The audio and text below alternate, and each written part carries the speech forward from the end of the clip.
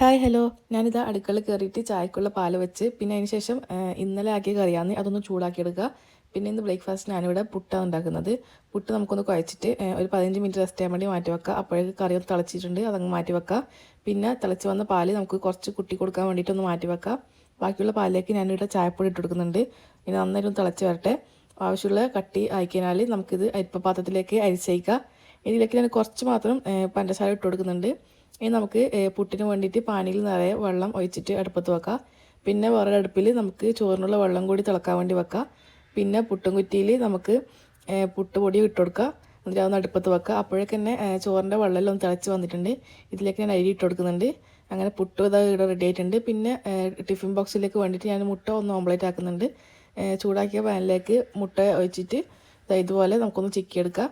ഇനി ടിഫിൻ ബോക്സിൽ നമുക്ക് പുട്ട് കറിയിലൊന്ന് മിക്സ് ആക്കിയിട്ട് ഇട്ട് കൊടുക്കുക. അതിൻ്റെ മേലേക്ക് ചിക്കിയെടുത്ത മുട്ട കൂടി ഇട്ട് കൊടുക്കുക.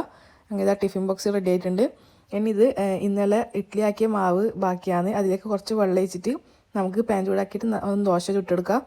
ഇന്നലെ ഫ്രിഡ്ജിൽ വെച്ച അരിയായതുകൊണ്ട് തന്നെ അങ്ങനെ നല്ല നീറ്റായിട്ടൊന്നും കിട്ടൂല. അങ്ങനെ ദോശയെല്ലാം ചുട്ടെടുത്തിട്ടുണ്ട്. ഇനി ഇതാ അപ്പോഴേക്ക് തന്നെ നമ്മളെ ചോറ് റെഡി ആയിട്ടുണ്ട്. ഇത് കുറച്ച് ഉപ്പും കൂടി ഇട്ടിട്ട് വെള്ളം ഒന്ന് ഊറ്റി വെക്കുക. ഇനി ഫ്ലാസ്കിൽ വയ്ക്കാൻ വേണ്ടിയിട്ട് ഞങ്ങൾ വെള്ളം ചൂടാക്കുന്നുണ്ട്. അതിന് ശേഷം ചായയും പിന്നെ നാസ്തയും കൂടി കഴിച്ചിട്ടുണ്ട്. അപ്പോഴേക്ക് തന്നെ വെള്ളം കൂടി തിളച്ച് ആ ഫ്ലാസ്കിലൊന്ന് ഒഴിച്ചെടുക്കുക. ഇനി ഉച്ചത്തേക്ക് വേണ്ടിയിട്ട് തോരനാക്കാൻ വേണ്ടിയിട്ട് ഞാനിവിടെ വെണ്ടയ്ക്ക എടുത്ത് വെച്ചിട്ടുണ്ട്. അതൊന്ന് കട്ട് ചെയ്ത് വെക്കുക.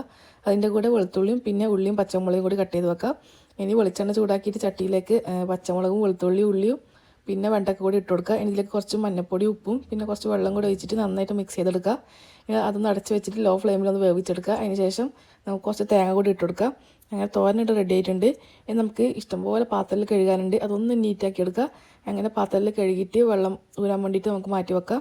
ഇനി വേറെ ടിഫിനിലേക്ക് ഉച്ചക്കത്തെ ചോറിന് വേണ്ടിയിട്ട് മുട്ട ഓംലേറ്റും ചോറും വെച്ചിട്ടുണ്ട്. അതിന് മേലേക്ക് മൂടിയിൽ നമുക്ക് കുറച്ച് തോരനും പിന്നെ അച്ചാറും കൂടി വെച്ചെടുക്കുക. പിന്നെ വേറൊരു പാത്രത്തിൽ തേങ്ങ അരച്ച കറിയും പിന്നെ മോര് കറിയും കൂടി വെച്ചിട്ടുണ്ട്. അപ്പോൾ ഇന്നത്തെ ഉച്ചവരെയുള്ള പരിപാടിയിൽ കഴിഞ്ഞിട്ടുണ്ട്. അപ്പോൾ അത്രയേ ഉള്ളൂ. ബൈ.